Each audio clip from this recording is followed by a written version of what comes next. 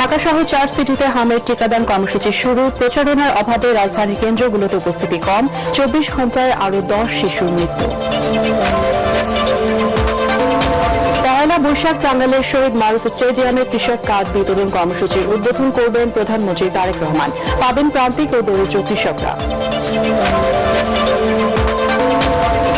মধ্যপ্রাচ্য থেকে দেশে ফেরত আসা শ্রমিকদের ভিসা জটিলতার সমাধানে কাজ করছে সরকার। শ্রম কর্মসংস্থান ও প্রবাসী কল্যাণমন্ত্রী।